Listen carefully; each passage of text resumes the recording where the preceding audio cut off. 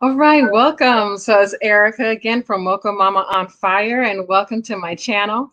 So on my channel, I talk about Black autism awareness, family travel, and it's my overall experience as being a mom with a child with special needs.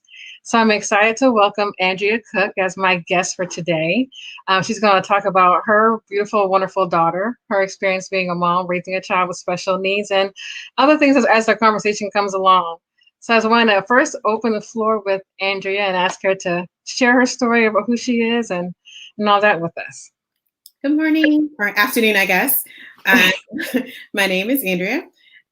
So about me, I recently just turned 40, like earlier this week. Oh, happy So, birthday! thank I'll be there you. next year. I mean, it feels great as far as I can tell. So a couple days in, Right. it feels wonderful. I do have a 9-year-old daughter named Ariana. She was diagnosed with ASD, and she also has a secondary condition, ADHD. What else about us? We currently live in Upper Marlboro, Maryland. So that's where we are now. I'm a member of Zeta Phi Beta Sorority Incorporated, and my sorority has afforded me the amazing opportunity to really be in a platform for autism. And I'm really, really excited about that. I work with the organization internationally to set up our autism initiative. And because I work internationally, I'm also doing things on the regional and the state level in the state of Virginia and the Eastern region. So I'm really, really grateful. I think it takes a special talent to be an autism parent. And I think I've provided a platform to really just learn more and show other people what I've learned and to kind of share our life story. I love that. And first of Upper Marl, Maryland, I Yeah. absolutely loved. I lived in Maryland. I'm probably know for 12 years. Yeah. So I lived in Hyattsville, so I used to always go down to Upper Marlboro. I just love PG County in general, even though if It's you very get different. It's really unique. sweet right of Yeah. PG, but I love all of it because so we're definitely homegirls there. And Yeah. I also want to ask more and learn more about what Zeta Phi Beta is doing. So I did notice that I see some girls have some friends who are also in Zeta Phi Mhm. Beta. And a lot of them are doing like autism acceptance awearness and all Yeah. that work around it. I was like, yes, I love this. I Yeah. need to join an alumni chapter. Maybe you can hook me up. We'll see. We'll talk after. I'll get you set up. No We'll problem. definitely talk. No, but I'm just so happy to see that's being raised to the platform and giving that Black awareness around autism in our community. So if we Yeah. can definitely speak more to it, I would love to. How we can get involved with it as lay members or anything else like that. Absolutely. Yeah. So I think we really saw the need and just really wanted to focus on autism awareness in our communities. It's not really talked about. It's not really well known. Um, there are all these underlying things that when we see autism in the African American community, it's not treated the same. That's why our Right. kids are diagnosed later. Uh, Yes. it's just, we just don't have the same awareness. And I think we really just wanted to change that. And when our new international brand ambassadors offered us the opportunity to do so, there was a group of us and we just kind of jumped on it. And I'm just a small part of an amazing group of women who's really just kind of leading this effort and getting the whole sorority internationally involved. So Yeah. really, really great. About That's being involved, there are Zeta chapters everywhere. So I will find out your specifics and I will find a chapter near you so that you can get involved also. Oh, good. Awesome. Anything we can do to spread the awareness amongst, Black Americans or internationally Black people to know. Because one thing I was really shocked too. And I also why I kind of created this platform and started reaching out to people is that like our children are diagnosed much later Yeah, because oftentimes those traits are not necessarily seen as being autistic traits maybe, or absolutely. Yep. so many, it's a multi-layered effect of why we're diagnosed at a later stage. Yeah. So anything we can do to promote that advocacy, I love it. Yes. So Yeah. share that with me. So along with that, and your beautiful daughter Ariana, what were some of the signs that you saw in her that initially encouraged you to go seek a potential diagnosis or treatment? So, I feel like our story is slightly different. Ariana was a child who was always above and beyond. She was always moving so quickly. She is my first and my only. So, Mm-hmm. I think there were some things as a parent that I just didn't know. I didn't necessarily know that it's not normal for your 9-month-old to talk in full phrases. That's not something nine-month-olds normally do. But she was just always a kid who was moving advanced. I mean, from her gymboree classes to her classes at school, she was always getting pushed forward before she was supposed to. She was always just a couple months ahead of her peers. When she kind of hit what was kind of like a pre-K program, we started to notice some kind of social things, her not necessarily understanding the intent of her classmates. At that time, unfortunately, there was some abuse going on in her daycare center. So to make sure that my child was not a part of that abuse, I made sure that she got some therapy to kind of talk some things out. Yeah. As she transitioned into kindergarten, that's really where it really became prevalent. Her first day of kindergarten was quite terrible, honestly. She just could not handle being in a classroom with 27 other kids. It just that's a lot. Didn't work for her. I remember this phone call I got her first day of kindergarten from her teacher, who is still very much in our lives right now. It's amazing. We still see her regularly, but I vividly remember the first conversation we had, and it was kind of like, hey, something else going on here that we're not aware of. And, I'm telling her, yeah, she's in therapy and we're doing this and we're doing that. And it was shortly after that conversation that her therapist, who she'd been seeing for years, said, look and see if this might be autism. And at that time, she had kind of started doing some echolalia, very repetitive and very rigid behavior that she wasn't exhibiting before. So we were fortunate enough to get her testing done in about 4 months. So we went from let's check this out to diagnosis in about 4 months. So it happened pretty quickly, but let's get there. Well, it's so good to hear the other side of the spectrum too, because oftentimes at least for me, the ones I know directly, we speak from delayed signals, I guess you can say, in your child. Like the child wasn't talking when you expect them to be talking, or like those different kind of delays. But here from the advanced stage, in that sense of, like I said, at 9 months, she was talking in full phrases, walking around talking like, "Mommy, I want." Yeah, it was at 9 months. She was full on doing that. Always had amazing communication skills. Just always ahead of her time, doing things that other 9-month-olds should not have been doing. Even at 2 and 3, same thing. We did necessarily have some, looking back, there were some markers. She was a kid that also did not sleep. She slept okay until she was about 4 months, and then never really again. She was always awake. Even to this day, she's 9. To this day, if she is not given medication to help her sleep, she will go solid 4 to 5 days, crash for 2 hours, and get right back up. Like the best sleep of her life. So there is something in that just does not allow her that rest period. Her brain just does not stop. And because her brain doesn't stop, her body doesn't stop. So if it weren't for medication, we'd be having sleepless nights over here. So they kind of given, like you said, how unique how Ariana is, and like I said, she can go on days even without sleep sometimes. How has that shaped your parenting style? Because of course you had to adapt from what you may see in your other peers. I think the first thing I had to do was really kind of, I'll say, let go of what I thought Ariana should be. There's kind of a mourning for the child that you thought you had, while you're consequently accepting the child that you do have. And, in my mind, I had all these dreams for her, all these things that she was going to do, some of which she will still do. Right. But it's just going to be done a little bit differently. And I think I had to come and just accept that and just recognize that it's not going to exactly be done the same way. So I think the first part was, hey, fixing me and my expectations. True. And then just being open to the ability to what comes, and being open and hearing from her and being able to learn from her. One of the other things I remember is when I decided I was hard set against doing any type of medication. We were going to do dietary changes. We were going to do this, a supplement with vitamins. Those things were not working for her. They just weren't. And we were having a particularly rough day, and she was crying and I was crying. And I was like, listen, you have to stop. Like, I cannot go on like this. And she looked at me and she was like, I can't. I know you want me to, but Mommy, I can't. I don't know why. Oh. And it breaks my heart thinking about it, but that's I get ready to share it with you. Like, oh my gosh, yeah. But what she was saying is, Mommy, I don't know why I'm doing this either. I can't stop it. I can't stop crying. I know you think I'm being irrational, but I don't know how to not be irrational right now. And that's when I decided, let's try this medication thing out and see what works for her. And we're still tweaking things as we need to.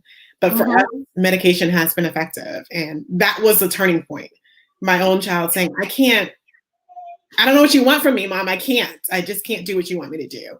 So, yeah. But it's so powerful too to hear that even that as a child, she's self-aware enough to know that. Yeah. I know what you need. Yeah.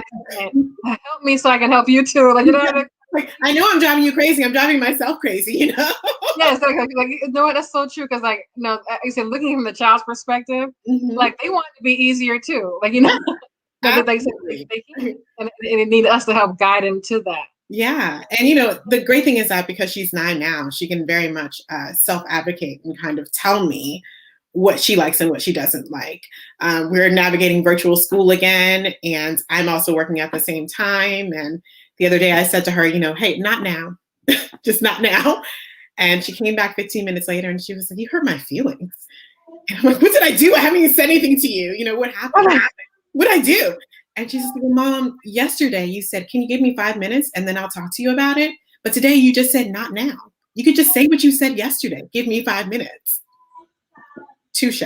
I could have just said, Mommy, give me 5 minutes. All right, give me 5 minutes. Mommy will be with you.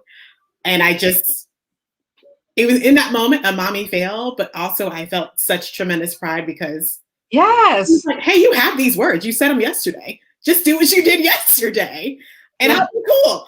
So the self-advocating was just a moment where I took a minute to pat myself on the back. Yes, I'm like a round of applause for you. Because honestly, like that to me is just amazing. Because it is so easy, and like that I was gonna say it's easy, but I mean it's like lower level easy to say, okay, hold on now, let's wait. Yes. And you're not really thinking on because from the parent perspective of how the child's going to respond or how that make them feel. And again, like so I'm amazed at Ariana. Like she truly is like an amazing gift. She's one of those savant children. Like she has some special skills that she does. Really, truly, because like to me, even to be able to say to you that it hurt my feelings when you just told me to come back. Like you said, like not now, not now. But you didn't give me a time frame when. You just said not now. Like when can I come back to you? Like that's just so powerful. Yeah, it was a pretty good moment. Now, also, I was like, man, you got to do better. Don't not now her. Just say, hey, can we talk about that when I'm done with this email or something else? But I was fighting competing priorities, and I could not do what she wanted me to do at that moment. Yeah, because it shows how we can learn so much from our children too. Absolutely. And like right there, you just gave a great example of how our children teaches us. She really does. She really does. And, I want to be a better mommy for her. I really do. I don't hit it out of the park every day, but that day I was like, okay. Could have done better. But like we're all a work in progress. Give yourself that grace, of course. Yeah. And say, you're doing wonderful. Like just know you're wonderful. Because I know like for me, like I have my moments of where I feel like I fail. And like where I'm failing right now, and this is the honest truth fail, that I want to get better on seeking assistance is when it comes to feeding. Because I wanted to incorporate some of those, biomedical, different food choices to help. Like you mentioned diet as opposed to having the medication component. Yes. Because like right now, he's 4 going on 5, and he's supposed to start kindergarten pre-K due to his birth date being in October. Oh, he's a later date. Okay. So he has to go back into what's that? VBK4, something like that. So anyway, so he has like somewhat ADHD along with autism diagnosis as well. And so I've been reading about change the diet, and he's very much carb heavy. Like you heard him like earlier, he wanted Oreo. I was like Oreos. Have an Oreo. That's all he wants. All he wants is Oreo. And he's so funny because he learned the alphabet, right? He's like, O is for Oreos. I'm like, yes, it is. You're right. O is for Oreos. So I was like, Lord, like, please help me change this man's diet, this little boy's diet, Yeah. And so that's where I'm like, you know what? I have to do like the baiting of, okay, take a bite of this, and I give you an Oreo, and this is how we're doing food, right? Absolutely. We also struggle with some feeding issues. Well, my daughter's really tall, but she's also really tiny. Yeah. As tall as she's over, I think she's over 5 feet now, but I'm barely over 5 feet myself. But I believe she's over 5 feet now, but she's still just 60 pounds. So she's a little thing, just kind of, yeah, pretty tiny. So in my mind, I honestly keep a mental register of how many calories she's consumed in a day. And it's obsessive and it's ridiculous, but I just want to make sure she's getting enough. But, sometimes the bar is, did she eat something? Right. She did. Was it nutritious? Maybe not. But did she eat something? And listen, sometimes that mommy bar is really, really high, and it was the most nutritious thing I could have given her, made fresh by mommy. And some days she eats a bowl of peas. It's just, did she eat? Yes. That's right. We look back up on that and call it a win. Yeah. She ate something. That's where I am. And we just take every day as it comes, I agree. That's all we can do. And every day is a fun day too. Even though you never know how it's going to be, it's still a fun day. They have big personalities. Like they really do. And he just cracks me up. He really just cracks me up. Yeah. And some of the things he comes out and says, I'm almost like, what? I'm like, okay, let's do it. Yeah. It's fun. It really is. And so on the side of being this wonderfully self-aware mom, before you were that mom, who was Andrea? Am I saying it right? Please correct me. I know Andrea, like Alexandria. Yeah. So who was Andrea? Like, what were you into? How would you describe yourself before you had our? It's hard to remember what I was like before her. Ever present, it feels like she was always here. She was not.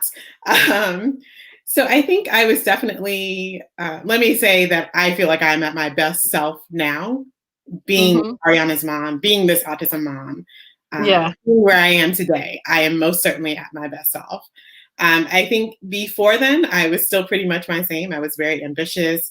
I wanted to change the world. I wanted to just leave everything a little bit better than I found it. I think just the way that I leave things better is a little bit different. Everything has an autism spin on it now. So that is the way I changed the world with my daughter. I was definitely someone, I am a book nerd. I love to read. I challenge myself to read 52 books a year, so one for every week. I love getting lost in a book. Yeah. I'm bad about TV. I've never really enjoyed watching TV. I mean, I'll do it for the background noise, but I don't know. It's just not fun. I just don't love it like people love it. I would rather read a book. I love puzzles. I've always loved doing puzzles. I'm not an outdoor person. I have a lot of allergies. I've never liked outdoors. I think Girl Scouts camp was horrible. It's a memory from my childhood that I will never make my daughter do if she doesn't want to. So I love to be at the beach. Yes. I've always loved the beach, but that's about as outdoorsy as we're going to get. I'm with you 100. But yeah, I think I don't think I've lost much of myself. I think I've just kind of morphed it a little bit. Yeah. And, I'm still me at the core. I'm still ambitious. I'm still reaching for all my goals. They're just a little bit different. Like you said, I have added new passion and focus to your desires for ambition. Like I said, now you're ambitious in regards to autism will relate to your daughter. So I know for me, it gave me a whole new mission to what I had initially had focused on. Yeah, who knew? Always been, where we were going to be. I didn't know. Right? I don't know. Something great. 20-year-old me, 20-year-old me, barely 30-year-old me knew anything about autism. I had no idea. So. No, I mean, to really be honest, I always thought of it as the white person's problem. I know it sounds terrible to say. I can't think of the right, nice, PC way to say it. It's like, where did we see it? But it's I just never knew that there were Black autistic people. I just saw it as like a white male kind of condition. That was the condition we saw when we talked about autistic people. What did we see? It was white men. Yeah, exactly. And that's why going back to that awareness of it, it's like, okay, wow, because we have this perception of who is diagnosed, Mm-hmm. that when you describe these behaviors in your child, whether it's delayed or even advanced, Mm-hmm. practitioners are not even considering that could be a possible diagnosis. Yeah. I don't know, even for me, like, I know I had like the fight because I started thinking my own self, okay. Like, say, no, it's fine. He's not, talking yet or whatever else. Yeah. Like, well, no, I think it's something else. So yeah, I had to shop around for doctors to find the right one to actually give me that referral, to get the Yeah. neurological. Because that's like, oh no, he'll do it when he's ready. He's not in daycare. He's not talking to his peers.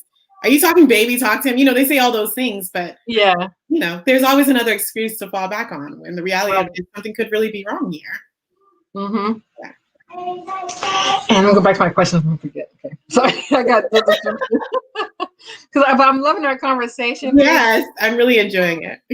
Like this is what I love about having this kind of platform. It's more so of just to get to know people too, but really by sharing our experiences, it's a bonding for us, but also for those who will be watching. Yeah. It just kind of bring that awareness along the way. So knowing that you like to read a book a week, tell me then, what was your last book you read? Oh, so I just got Cicely Tyson's book, and I just got it.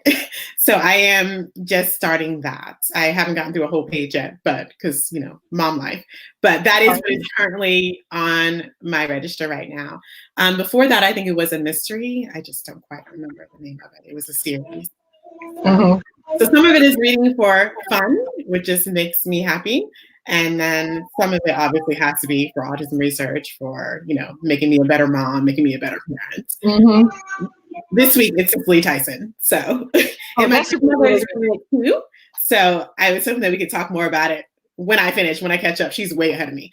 But yeah. So that's hearing more about it too. Kind of her life was so fascinating too. Like, what a blessing, right? She lived to 96? Yes. So she has such a great memoir. Mm-hmm. And to be like, so vividly active, all the way up to her passing. What a blessing. Yeah. An icon. An absolute icon. Yeah. Yeah. Well, then kind of going back to like your family life and things you do for fun, and also self-care. So how are you weaving in self-care for Andrea as you take care of your wonderful daughter? You're doing your work. We're in COVID, we're all home together in this mess. Like, we're how are you all home together every day? So I am right now what I would say a single parent, and meaning I am married but soon to be divorced. So it is just me and Ariana here. I did have a caregiver, a nanny coming in and out, but we recently had to make a change. So right now it's just the two of us. It is a lot. She's wonderful and beautiful, but it is also nonstop. Yeah. There are no breaks unless you create breaks. I'm thankful to have a ton of sorority sisters who, if I wave the right red flag or white flag and they hear me, if I pick up the phone and they're like, oh, you are not okay, what's going on? They will definitely come running. My sister was actually here today because I had competing priorities this morning, and she came in and was able to help Ariana navigate the conference she was in so that I could do what I needed to do on the other side. So there's a lot of that. I also have, a lot of friends and mentors. Some of Ariana's old nannies and old teachers are definitely still available in a pinch if I need it. But I will also say I don't always necessarily take those moments. Pre-COVID, I was at a spa every 3 months, like clockwork. And it wasn't a day trip, it was a weekend. She was with somebody and I was gone for a weekend. Friday to Sunday. I'll see you Sunday afternoon at 2. But now, that's obviously not a thing. We have just kind of been at home. But the good thing about Ariana and I both is that we really kind of value our own personal space. We really just enjoy relaxing and being by ourselves at times. So I can say, hey, can you have a relaxing day today? And she's like, you want to relax in your bed for a little bit? I sure do. How about an hour? Can you do an hour? I love Ariana. She's like, yeah, I can do that. I can do an hour. So we take these mini breaks and we kind of relax ourselves. And she wants to do the same thing. She wants to relax in her comfy bed too. And she'll take an hour, and then sometimes we go together and we hang out together and relax. But self-care is a little different in quarantine. Yeah. Yeah. If anything, it's an escape into a book or two. Yeah, that's probably the most it I'm getting right now. Maybe a walk around the neighborhood or something like that. Right. Well, the great thing about self care is that it's self determined, right? So I mean, Yeah, so your idea of self care may not be someone else's, but absolutely. Yeah. I agree with you too. So to be able to carve out an hour of just peace, Yes. whereas because I like having thinking time, just Yes. time where I can sit down with my journal, write down my grandiose ideas, whatever it is, Absolutely. give me my time to just think because I like being in that space because like I like to consider myself as a extra introvert because I can talk and go on, but in the day I like to be centered and intro into myself. Yeah. Uh, so to me that's ideal self care. Like I said, I going need into that. Here is my planner right here. It's a daily. I kind yes, of do the same thing. That's a little bit of my day. That just gives me focus and gives me a little bit of peace so I don't feel all over. right, But yeah. exactly. Like right down my life, however works for you. Yeah. Now, Makes me feel like I have some control even if I don't, you know? how Ariana is like in the future, I can see you all like doing retreats by yourself, like you or her going to a retreat. Oh yeah. Getting your pedicure and manicure, having her time. You know, Absolutely. Yeah, she's I so would love great it. at her too. I just love that. Yeah, let's hope she still sticks to that same thing. But she's, she's a pretty low maintenance kid. Yeah, that's great. Yeah. So along with that self care, of course, to me, a form of that is being able to travel and get away. So like you mentioned Mhm. before COVID and all of that, you would sneak away every 3 months for a weekend to yourself. Yeah. Maybe in 2022, are you seeing future of those coming back? And if you were, where do you want to go? I really hope that they are coming back. Actually, I'm thinking about planning a trip to the Bahamas in 2022 that summer. So I'm thinking about that, but that's a mommy trip. She doesn't get to go. Right, exactly. That is a mommy trip. Um, but there are things that I really wanted to do for her. I was thinking that on her 10-year birthday, we would do a Disney cruise because she's never done a Disney cruise. We've never done a cruise together. So I thought, okay, that would be great. I'm not trusting anybody's cruise ship right now. So we're going to put that on the back burner. But she's also never been to Disney. So, inside the US, those are things that we would probably do. Yeah. Externally, I have places I've always wanted to go, but haven't actually gone. And I think now that she's older and a little bit more stable, I'm hoping that traveling will be a little bit easier. Especially now that she has more words and can tell me, I don't like the way this air is blowing on me on this airplane or something like that. It's not going to be a complete meltdown. I think we could hit the airport and just go places. In some point in my life, I believe I'll be at in the Seychelles Islands off the coast of Africa. Okay. Yeah, you're a kind of girl. So yes. I'll be there. Mauritius. Like, have you seen Mauritius? Oh my gosh. Yeah, I would just love it. And I would love to take her because she loves the beach just like I do. Put some sand between our toes in the water. And yeah, that would be great. I've always thought, so funny story, she still watches Peppa Pig. It's one of her favorites. And we had a conversation earlier this week. And she was like, we should go to the United Kingdom. And I was like, yeah, you think so? And she was like, yeah. Do you know who I can see there? And I was like, I don't know anybody in the UK. Who are you going to meet? Who is it? And she's like, Peppa Pig. And I was like, oh, well, she's a cartoon. She's not real. And she was like, Mom, she's met the Queen. She's real. So he's not. So we had a whole conversation about how we could definitely go to the UK someday. We could go to England someday, but you will not see Peppa Pig.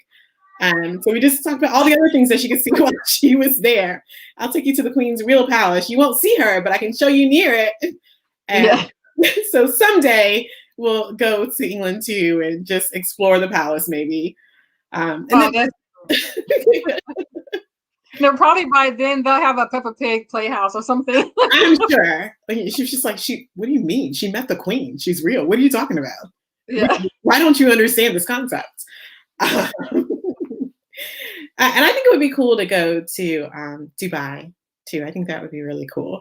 Yeah. So definitely. On my bucket list, because I turn 40 next year, right? October. Yeah. And my son's actually born on my birthday as well. Oh, so, how cool is that? Yes, it was really cool. It was like funny because he ended up coming 2 weeks early to be on my birthday. And like the night before my birthday, I was like, wouldn't it be funny if he comes on my birthday? No, that was like a joke.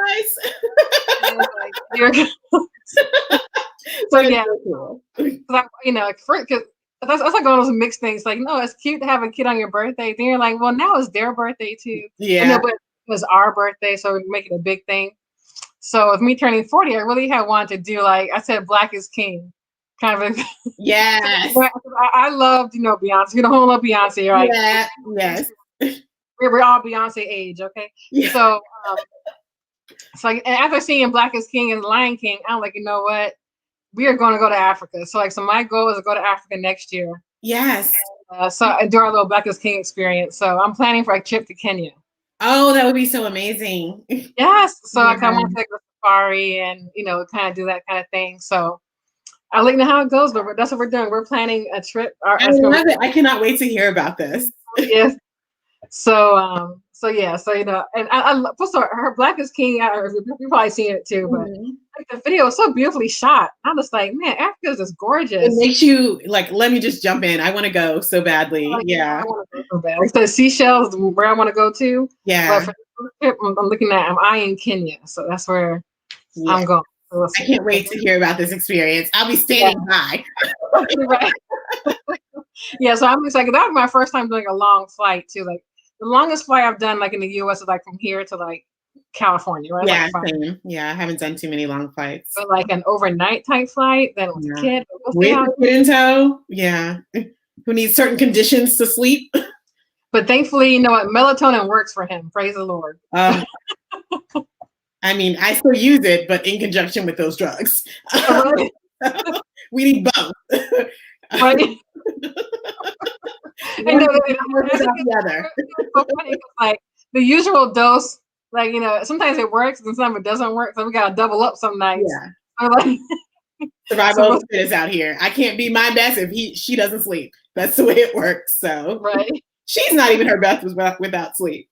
Yeah. So let me ask you then. So it's like, do you incorporate certain routines in your everyday, or are you like me? I'm one of those like free range. So I wish I was more free range. I am not. You ever look at a child and think, you know what? Why do you do that? You do that because I do that. And I'm like, man, did I mess you up by like just being so rigid?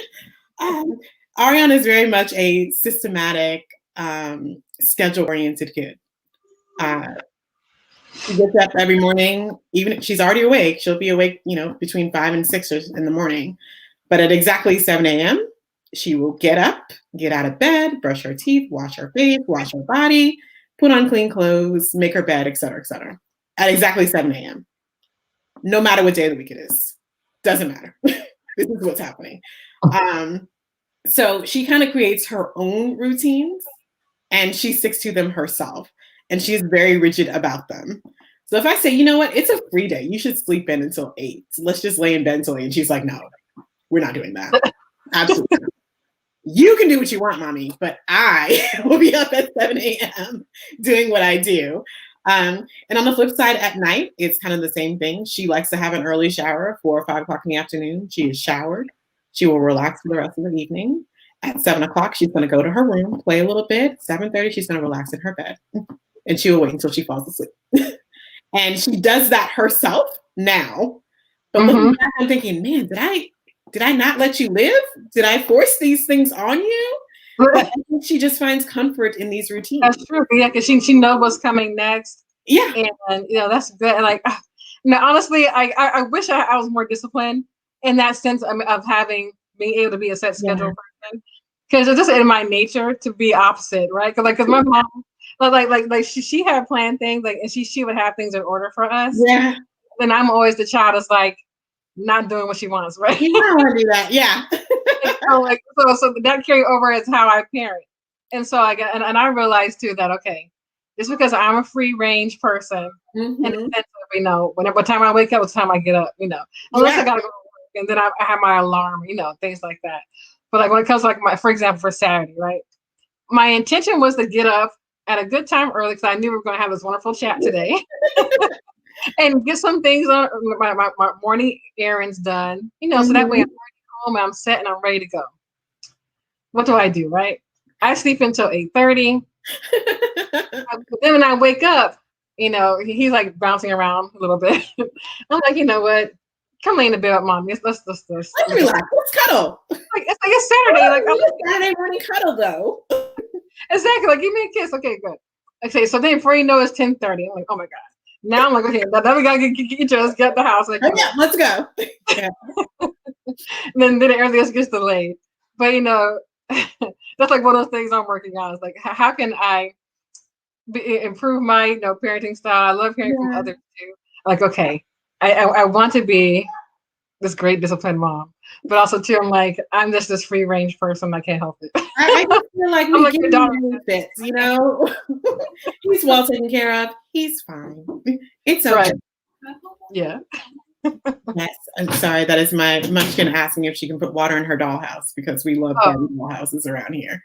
So, good. Barbie's dream house lives better than we do. Honestly, she's got a pool in her house. So, nice. Well, they have pools now for them. Oh, she has a pool and elevators, solar panels. Like, yeah, Barbie's living large over here. Wow. Yeah. She's got her own airplane, her own helicopter. We got all the Barbie lives. It's a whole thing. Hundreds of dollars worth of stuff. Well, I will say, really, like you've answered all of my questions that I had as far as our chat for today. So definitely. That was so quick. I know this didn't go by fast because my initial intention was to keep it it's like a 30-minute conversation. But if you want to talk more, we definitely can. I love it. We're flowing. If you ask me any questions along the way too, I'm an open book. As I told you, I'm a free range person. So can you tell me more about your son's diagnosis journey? And like, what's that look like for you? Yeah. So here he comes. Hello, you want to say hi? Hi. Hi. Hi, but banana. Yeah, here we go. So the thing was that so for him to even ask I want for things was a major accomplishment or a major goal. Because he didn't really start saying like mommy, daddy. Even at 2 years old, he wasn't saying mommy, daddy. Banana. It was more so of just but banana. Like I like this too. So he was more so not using his words, but like using my hands as tools. Yeah. So that kind of behavior. Banana. Yes, I know you want a banana. Yes. Can you reach it? Go ahead and get the banana. I'll open it. Banana. Okay, go ahead and get the banana. You see it? Advocate for what you want. I love it. Get that banana. but honestly, him being able to say that was like a great and miracle thing. Yeah. And so after going around, you found it. Yes. Yay. Yay. Good job. That's right. Cheer yourself on. That's right. Here you go. But I love it. He's thinking that you see him doing it. He's like, yeah, good job. Good job. So he self-advocates and he knows what he wants. Now he's able to say it, which is like a great thing. Okay. So going back to diagnosis. So I'll say around 2, I was realizing that he wasn't like talking like my other friends 2-year-olds were talking. And so then I started asking my doctor questions. And it was like, sometimes kids look at me a little bit delayed, but on his other markers he was hitting. So he still had some good, I guess it's fine motor skills and like other kind of things. Just the only thing was delayed was the talking part of it all. And of course they go with that whole, when he starts talking, you're gonna wish he was quiet. Like, Right. that kind of, I was like, yeah, but I still want to hear him talk. Okay. He's like, I want to hear his voice. Yeah. I want to hear his voice. And he was someone who was doing a lot of echolalia, right? That word terrible. So he would hear the ABCs. He can say the ABCs. He can, whatever he's hearing on a song, he'll repeat the lyrics. Yeah. It was like those kinds of things. Or he'll talk to me in those songs and lyrics. So it wasn't like functional speech, right? So I knew he had a voice. I know he can say things, but it wasn't functional to what he may need. It wasn't expressing, that kind of thing. So I was initially thinking that he needed speech therapy because I didn't know about ABA. So then I went to my doctor about that. The first one didn't really take me seriously. So I went to another one. Thankfully, he was a godsend. He's like, oh yes, let's definitely send him for review. And once we got him in for that referral to the neuropsychologist, whatnot, things just went off. Like, like he got the official diagnosis. Once he got the official diagnosis, like a door gateway of research opens up. And that's why I tell my friends now is like, go for the assessment, find Mm-hmm. out.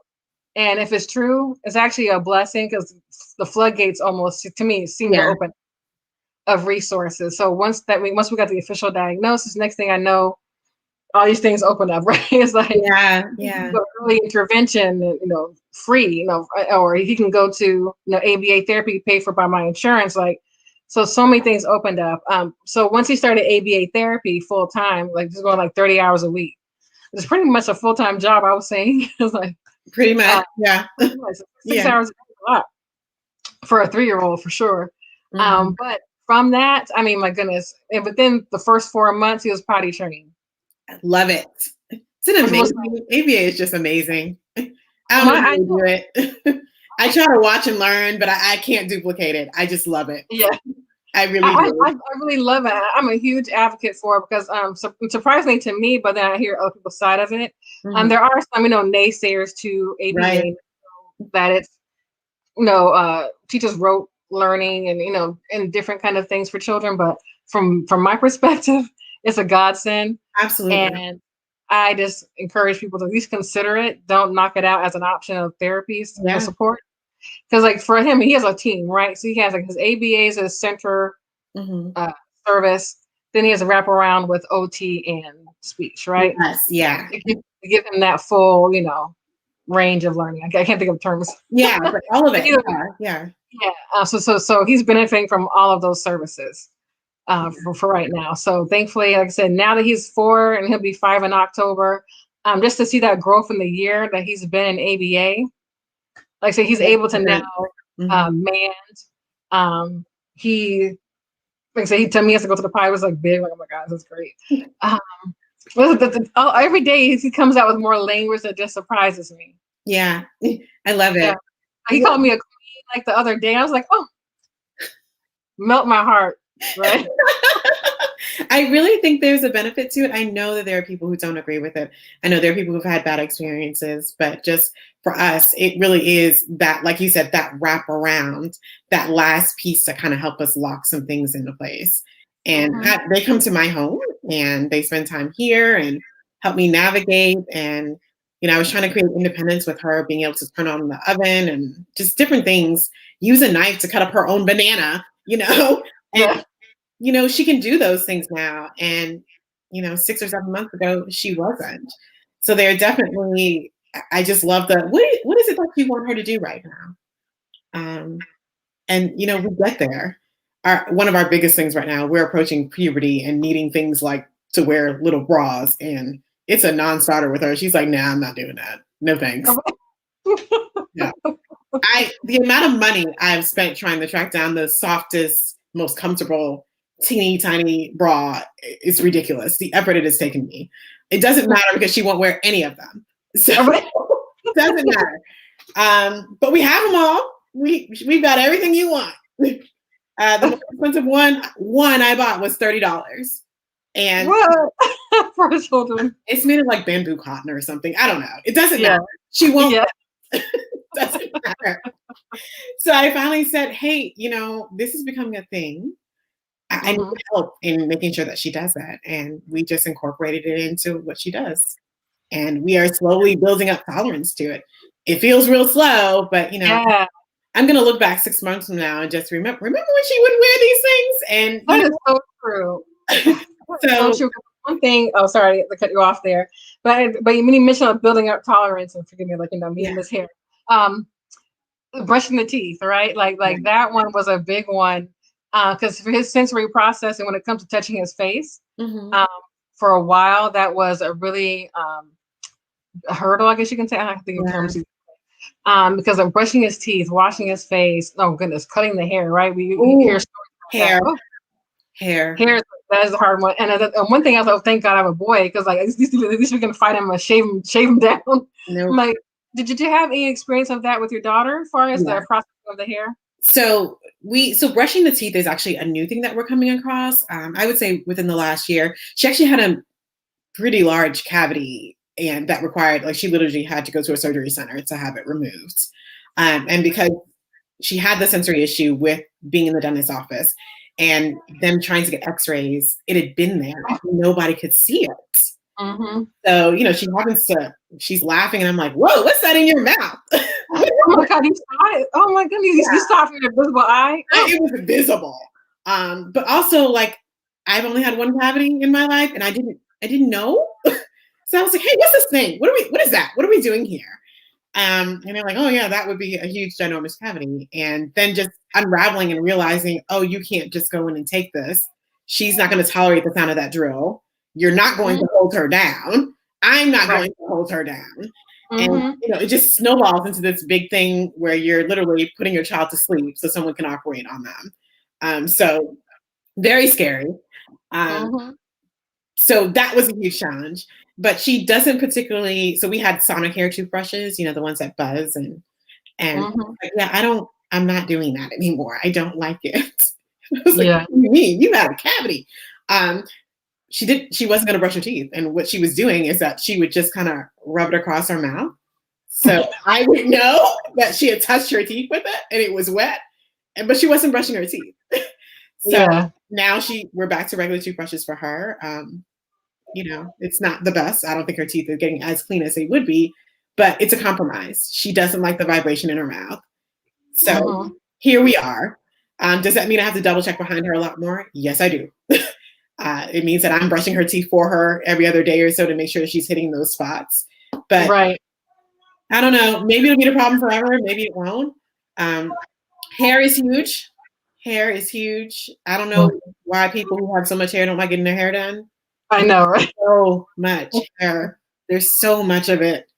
So much of it. And it's just long and it's a lot. There's a lot to it. I also can't braid. I feel like I'm the only Black woman in America who can't braid. You're not. Trust me, you're not. That's why I said, Lord, please, thank you, because I asked God for sons. Because like, I know that I can't do hair. But as you see today. Oh my God. I have sorority sisters who can braid, and some of her nannies will still come in and braid her hair for me. And in a pinch, I can 2-strand twist. So that's where we land. But oh my goodness, it is a battle. It's just a battle. And she doesn't like it straight. She doesn't want you to touch it every day. Don't comb it every day. It needs to be left alone for at least 2 to 3 weeks at a time. That's how she sits. And it's not fun. It is not. And you can't take her to her hair salon. Like, that's not happening. There are too many triggers. This is too loud. I can hear this. What is that noise? This is hurting me. It's just no. Yeah. It's definitely a blessing to do it at home. Like, thankfully, my husband, he cuts his hair at home because the one time I tried, because my husband was working, like, let me just go ahead and see if I can get into a barber. That wasn't it. It's sensory overload. Like, if you think about how loud the barbershop is, or a hair salon is, you gotta wait. Happening. It's too much. Yeah, it was understandable. So, like, hey, you know what? That we'll do at home. And we talk him through it, like, because he's gonna get his hair cut tomorrow. Yeah. And my husband started telling him on Friday, so we're gonna cut your hair this weekend. I do the same thing. Your hair will be done on Sunday. Like, no, you're not cutting my hair. It's like, no. It's like, yes, we're gonna cut your hair on Sunday. So we're like, we let him know, hey, it's coming. There's a lot of work. Yeah, I do at least 3 days before. Hey, this is gonna happen, right? Okay. And it's like, well, do you have to wash it? Well, I don't have to wash it, but we probably should. Well, no, don't wash it. Okay, I'll just wet it, And then it's like, well, what beads do you want? Can I put beads in it for you? Or do you want bows? And pick out a hairstyle. Tell me what you want to look. And, she's like, I just want to look pretty. Can you do that? Pretty is what I want. So, yeah, we definitely talk about it at least 3 days before, because if not, you can't spring it on her and be like, hey, I'm going to fix that today. No, ma'am. Nope, not going to happen. No, not on the schedule for the day. Okay? Yeah, absolutely not. Nobody told me. We did not talk about this. I don't think so. No. Right? Yeah, just no. Yeah, that's so good. Oh, wow. Okay, so let me think about this. Any other questions for me you want to chat about for now? Or no, but I was going to bring up, what I love in your case is that you knew things early enough. So one of my mommy guilts, and it's not a fair guilt to put on myself, is that I didn't notice anything wrong until she was about 5, and I wish I would have seen some of these things a little bit earlier. Because for me, she fits into that category of being diagnosed 2 to 3 years later than her white peers.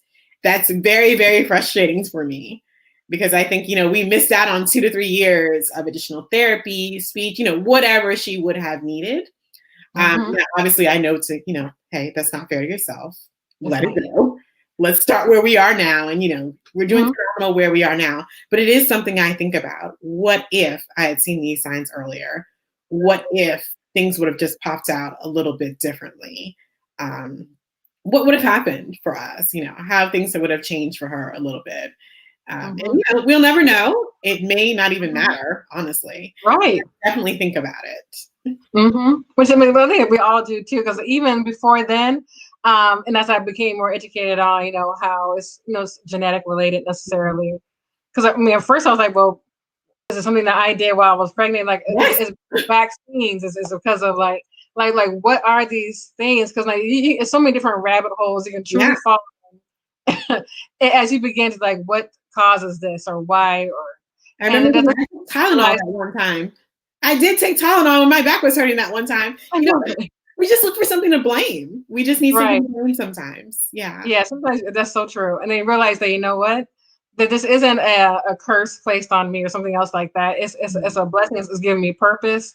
And through all things, it's going to work together for the good. Because Yeah. when I think of, okay, had it gone a different way, would I be the same Erica? Like I say, would you be the same No Andrea? way. Like, no way. So it's like, and I like who I'm becoming. Yeah. Going back to, Yeah. Michelle becoming, and we're always are becoming someone, a better version of us, I feel like every day. Mhm. But yeah, I like who I am. I like who I'm becoming because of my son. Yeah. That's added to shaping who I am, Mhm. because kids are more than just that, accoutrement. It was okay, you're Yeah. married. I was married for like 6 years before I had him. Yeah. And of course, when you're married, you're always like, okay, when's your kids coming? When's your kids coming? When's your kids Yeah. coming? So Mhm. then I had this whole thing of, oh my God, what's my infertile? Or all these things are going on through my head. Then I'm finally blessed with a child. Like, okay, thank you, Lord, for this child. Mhm. And then he has other things. Okay, well, then when's the next one? I'm like, look, sir, look, ma'am. No. Yeah. I So did, that is I did absolutely our story too. I battled infertility for years before I got pregnant. And I remember getting ready to go into an IVF appointment and, doing a check after a surgery.